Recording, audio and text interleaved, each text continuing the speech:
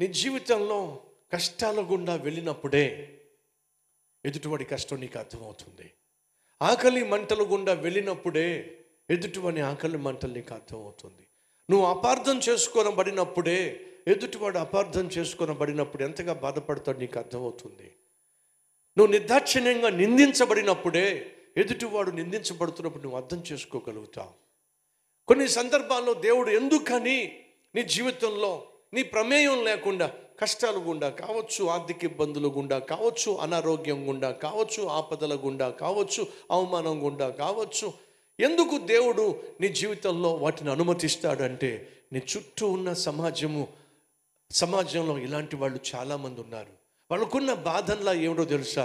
నన్నెవరూ అర్థం చేసుకోవట్లేదు ఏమిటి, నన్నెవరూ అర్థం చేసుకోరేమిటి అని బాధపడే వారికి నువ్వు అండగా ఉండాలని, ఆదర్శంగా ఉండాలని, ఆదరణగా ఉండాలని. వాళ్ళు కలిగి ఉన్న బాధ ఏమిటో నీకు తెలియకపోతే నువ్వు వాళ్ళని అర్థం చేసుకోలేవు. కాబట్టే దేవుడు అనేక మందికి నిన్ను ఆశీర్వాదంగా, ఆదర్శంగా ఉంచడానికే ఈరోజు కొన్ని కష్టాల గుండా నిన్ను దేవుడు తీసుకెళ్తున్నాడు.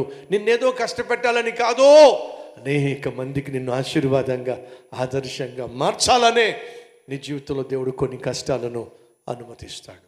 అర్థం చేసుకుంటే ఎంత బాగుంటుంది.